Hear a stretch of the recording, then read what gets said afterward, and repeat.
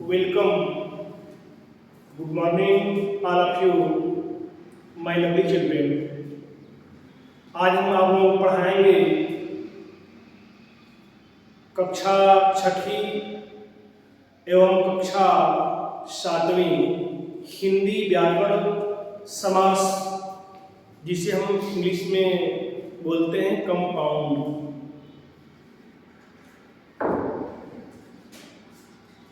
आइए, समास कंपाउंड। समास का अर्थ संक्षेप है, यानी कि संक्षिप्तीकरण। इसे एक और हम नाम देते हैं, जो नाम संयोग है। समास दो शब्दों,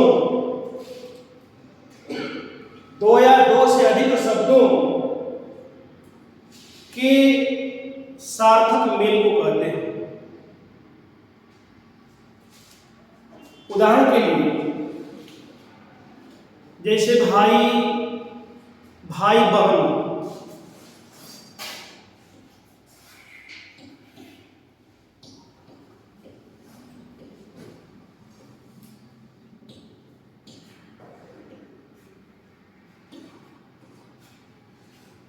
दो या दो से अधिक ये शब्द है, इन्हें पद भी कहा जाता है।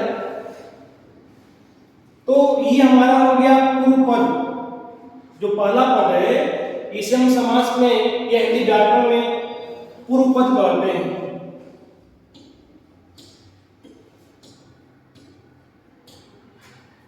जो दूसरा हमारा पद है, यह है उत्तर पद। उत्तर मीन्स बाद में, ये कि इसे हम द्वितीय पद बोलते हैं, उत्तर पद बोलते हैं, और पहला पद है पूर्व पद, हम इसे बोलते हैं। जैसा कि परिभाषा जो हमारी बता रही है कि जब दो या दो से अधिक शब्द मिलकर एक सार्थक शब्द बनाते हैं, तो इस प्रक्रिया को समास कहते हैं, कंपाउंड कहते हैं। तो ये भाई हमारा एक शब्द है। फिर जो है योजक चिन्ह लगाए हैं, बहन भी एक हमारा शब्द है, ये सार्थक शब्द है, और दोनों का अपना अलग अर्थ है। लेकिन जब इसका हम विग्रह करते हैं, इसमें क्या होता है कि जैसे ये हम लिखे हैं भाई और बहन,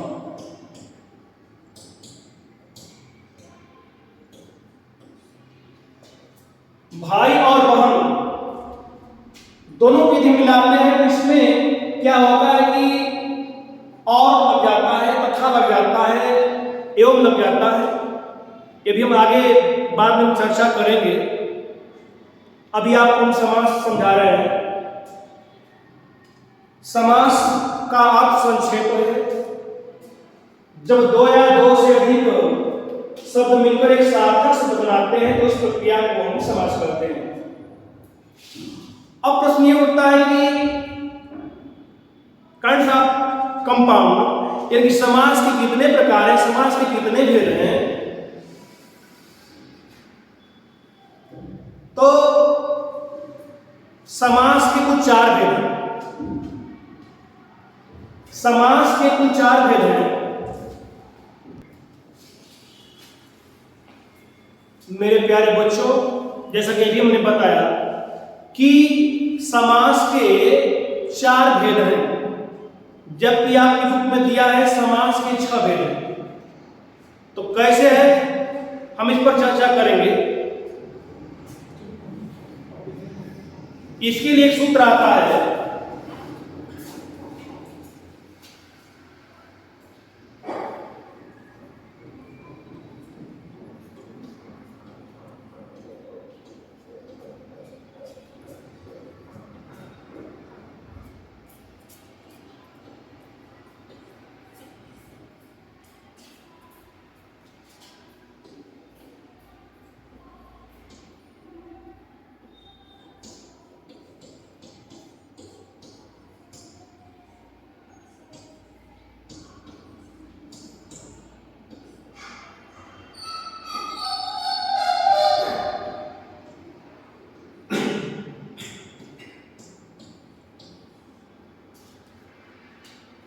जो हमारा पहला सूत्र है अतद्वब,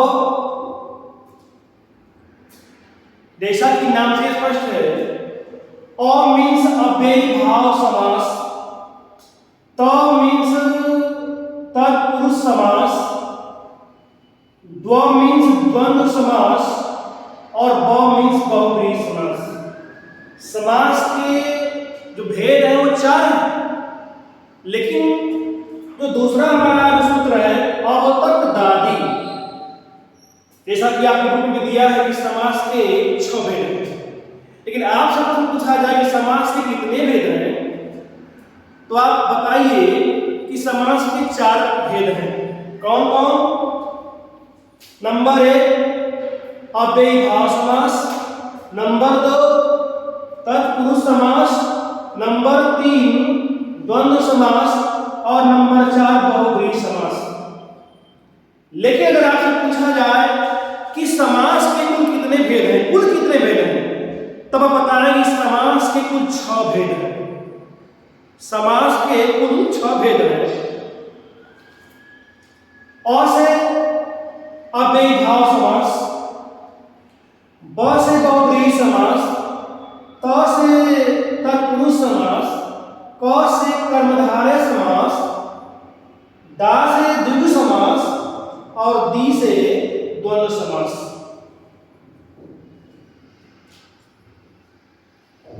तो समास के कुल 6 भेद।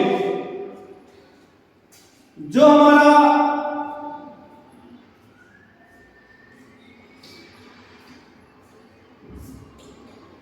कर्मधारय और जो द्विगु समास है,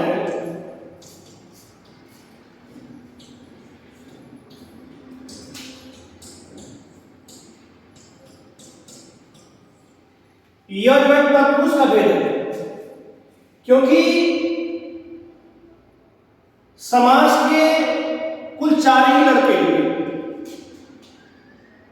अव्ययी, तत्पुरुष, द्वंद्व और बहुब्रीहि। लेकिन मेरे प्यारे बच्चों, जब चारों की जब शादियां हुई तो इनका कोई भी लड़का नहीं हुआ, इनका भी नहीं हुआ, इनका भी नहीं हुआ, लेकिन इनके 2 बच्चे पैदा हुए, एक कर्मधारय और दूसरा जो है द्विगु। यानी तत्पुरुष समास की ये दोनों भेद हैं, कर्मधारय और द्विगु समास। इस तरह से कुल समासों की संख्या 6 हो गई।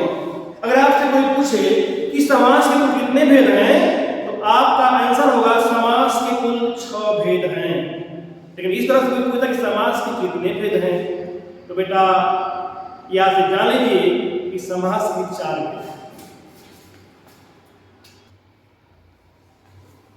समास के भेद में जो हमारा पहला भेद है अव्ययी भाव समास, जिसकी चर्चा अभी हम करेंगे या करने जा रहे हैं।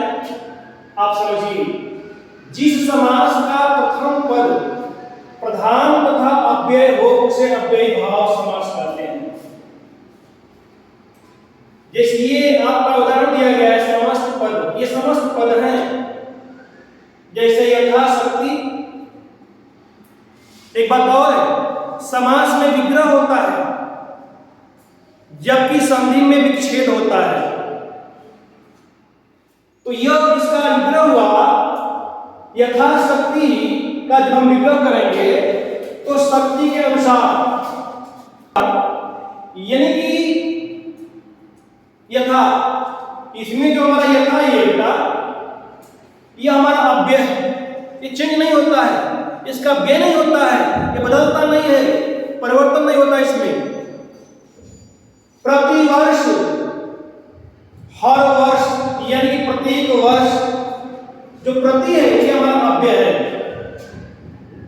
निडर, बिना डर के, भर पेट, पेट भरकर, पेट भरकर, जो हमारा ये पेट है ये क्या है? अव्यय है। बेखटके, बिना खटके के, निसंदेह, बिना संदेह के। तो इसमें यथा, प्रति, नि, भर, बे, नि, ये सभी जो है अव्यय हैं। जिस समास का पहला पद प्रधान तथा अव्यय हो, पहला पद का मतलब यही पहला पद यथा हो गया, प्रति हो गया, नि हो गया, इसमें भर पेट है, इसमें आपका भर हो गया, बेघर के बी हो गया और ये नि हो गया। इसका जब हम संधि विच्छेद करेंगे तो हो जाता है नि, निधम संदेह बराबर जो है निसंदेह। पहला पद अब है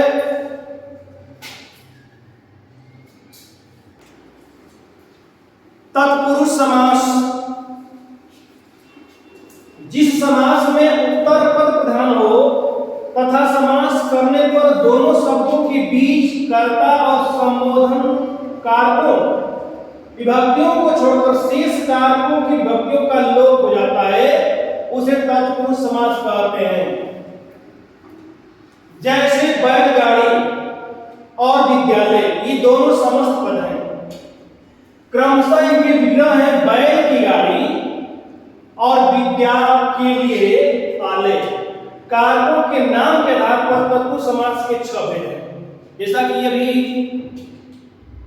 पहले हम आपको कक्षा में भी बता चुके हैं कारक और कारक के भेद। 8 हमने बताया है कर्ता, कर्म, कर्ण, संपदान, अपादान, आदिगण, संबंध, संबोधन। तो इसमें जो कर्ता है और जो संबोधन है, इन दोनों को छोड़ करके से जितने भी ये कारक हैं 6 कर्म से लेकर के अधिकरण तक जो है, ये सभी तत्पुरुष समास के भेद में आते हैं, प्रकार में आते हैं। तो तत्पुरुष समास के 6 भेद हैं। हम कह सकते हैं कि कर्म तत्पुरुष, कर्ण तत्पुरुष, संपदान तत्पुरुष, अपादान तत्पुरुष और जो संबंध तत्पुरुष तथा नंबर 6 अधिकरण तत्पुरुष। जैसे उदाहरण के लिए स्वर्गवास, इसका हम विग्रह करेंगे तो हो जाएगा स्वर्ग को वास। जैसा कि आप जानते हैं कि कर्म का चिन्ह क्या होता है, को होता है, तो चिन्ह भी हमें याद करना होगा। तो इसीलिए हमने यहां पर किया स्वर्ग को वास। शरणागत, शरण को आया हुआ। कर्ण तत्पुरुष का उदाहरण देखेंगे, मुंह मांगा, माने मुंह से मांगा हुआ। कर्ण का जो चिन्ह है वो से होता है, माने मुंह से मांगा हुआ। तुलसीकृत, तुलसी के द्वारा किया हुआ या तुलसी द्वारा लिखा हुआ। नंबर 3 संपदान तत्पुरुष, शयन कक्ष, सोने के लिए कक्ष। संपदान तत्पुरुष का जो चिन्ह होता है के को लिए अथवा के साथ होता है। देशभक्ति, देश के लिए भक्ति।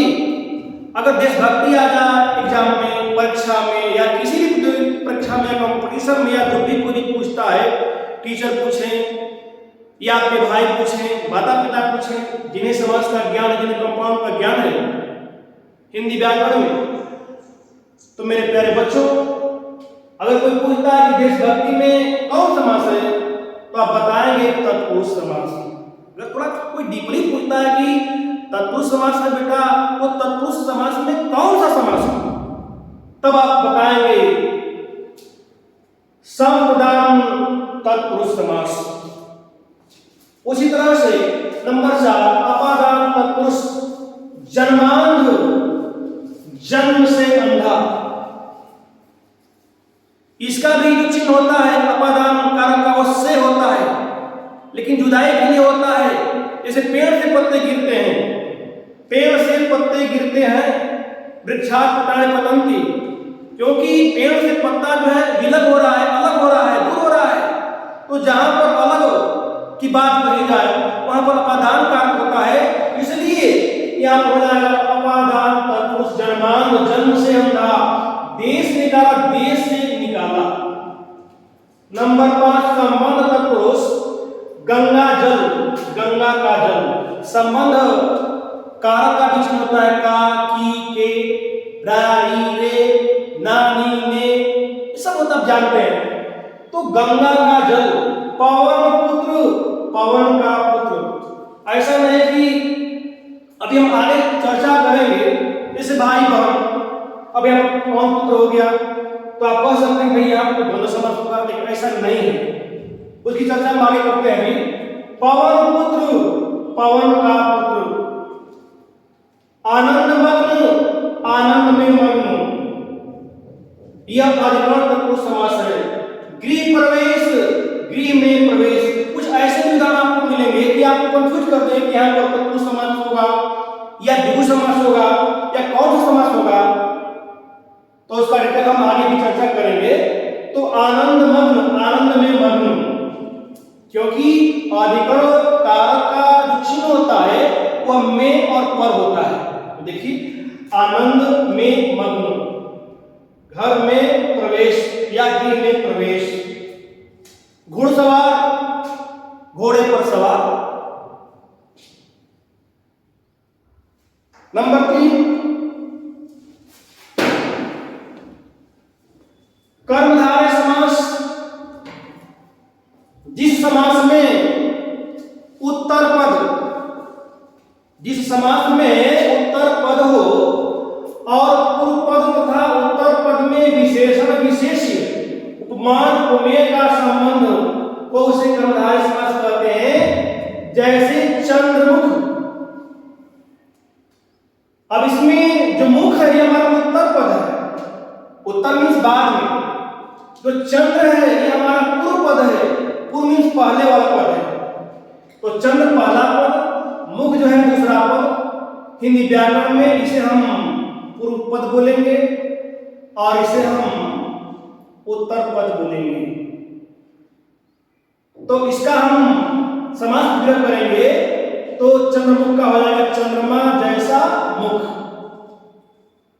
चंद्रमा जैसा मुख। विशेषण जिसमें देखिए नील कमल, यानी कि नीला कमल। पीतांबर, पीला वस्त्र। इसमें भी अगर आ जाता है एग्जाम में पीतांबर में, ये कौन सा समास है? तो पीतांबर में बहुव्रीहि समास होगा, क्योंकि कुछ ऐसे भी उदाहरण है कि वह समास विग्रह के ऊपर डिपेंड करते हैं। पीतांबर पीले है वस्त्र जिसके, अर्थात विष्णु, बहुव्रीहि समास। पीतांबर पीला वस्त्र, कौन सा समास? कर्मधारय समास। एक मिनट आ जाइए। विशेषण और विशेष्य, नील कमल का हम जब समास विग्रह करते हैं तो नीला कमल हो जाता है, यानी कि जो नील है वह विशेषण है और जो कमल है वह क्या है? विशेष्य है। यानी कमल की वो क्या कर रहा है? विशेषता बता रहा है कि कमल हमारा कैसा है, नीला है कि पीला है कि लाल है कि श्वेत है। अब नंबर 4 द्विगु समास।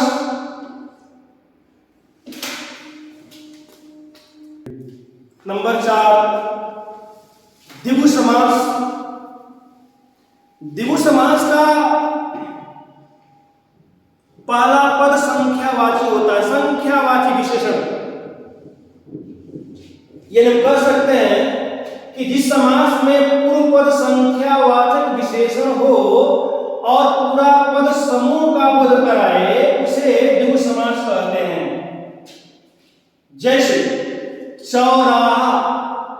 चौराहा हमारा क्या है? समस्त पद है।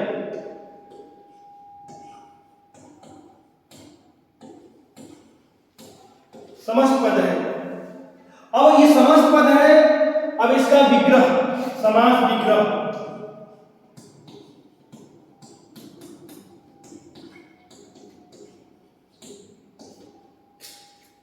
इधर हम समास का नाम भी ले सकते हैं।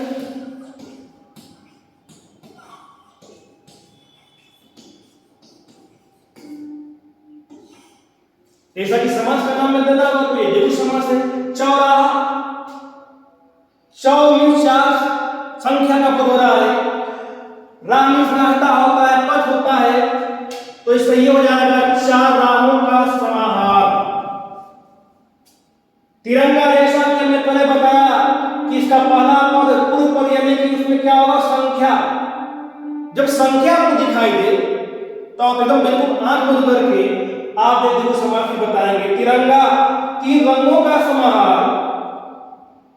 हमारा जो तिरंगा है वो तीन रंग वाला है, तिरंगों वाला है, केसरिया, श्वेत और हरा। शताब्दी, शतधन अवधि, शत मीन्स 100 और अब्द मीन्स जो है वर्ष होता है, साल होता है, यानी कि 100 अब्दों का समूह। इतना ही नहीं, अगर हम कहते हैं कि द्विगु, ये द्विगु जो है समास का नाम है, तो द्विगु मीन्स क्या होता है, तो द्वि मीन्स दो और गु मीन्स गाय होता है। दो गायों का समाहार, दो गायों का समाहार या समूह। लीजिए मैं समूह लिखता हूं, दो गायों का समूह।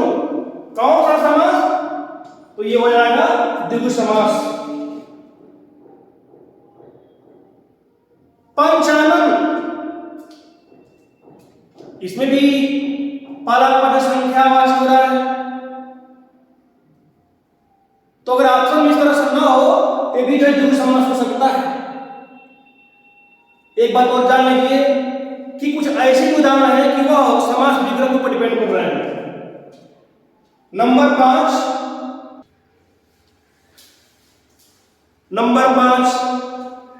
द्वंद्व समास।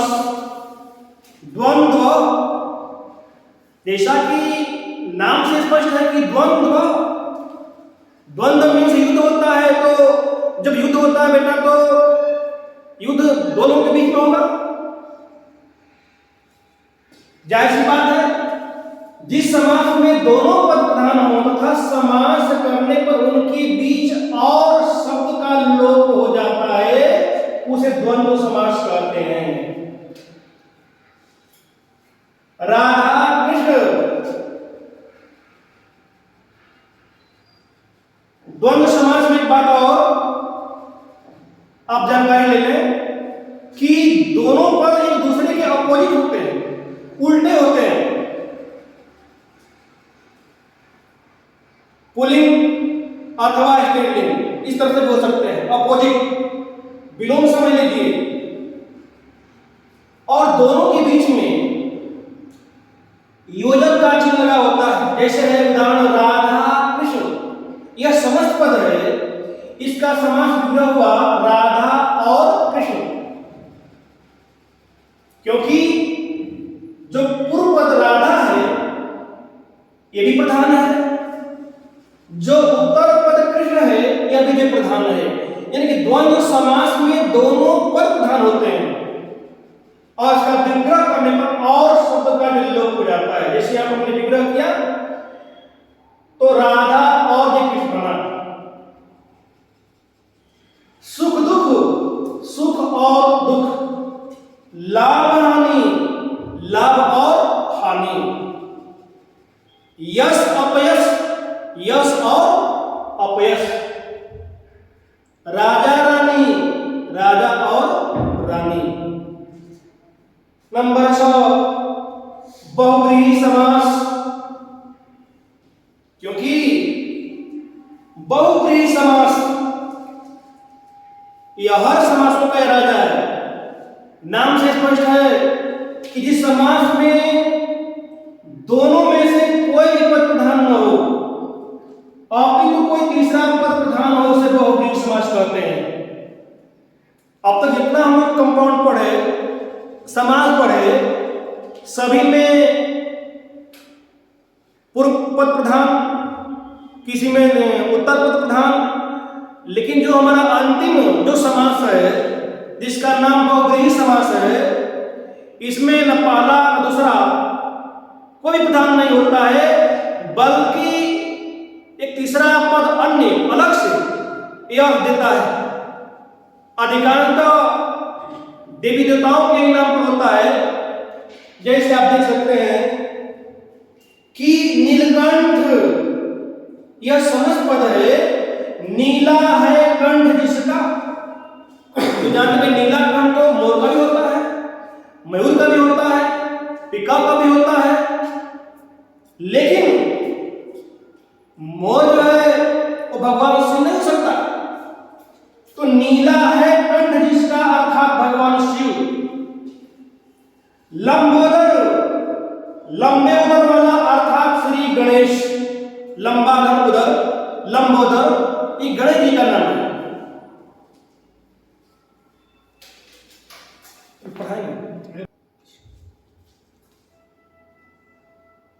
जैसा कि नीलकंठ, लंबोदर, पीतांबर, ये जितने भी उदाहरण हैं ये सब जो है बहुव्रीहि समास के अंतर्गत आते हैं।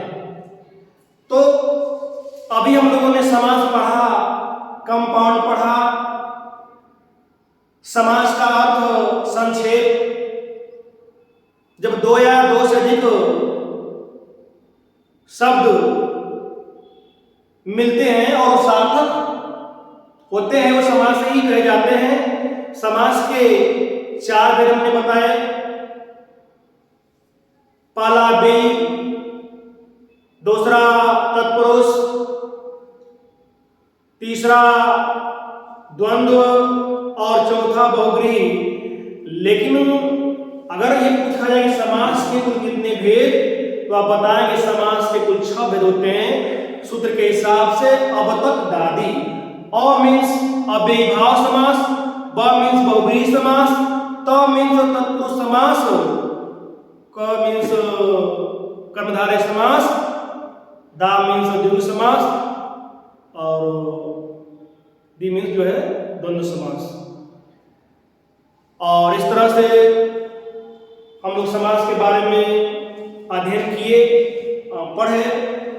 आशा है कि आप लोग भी समझ गए होंगे और आप लोग अच्छे से तैयारी करें। बस इतना ही। धन्यवाद।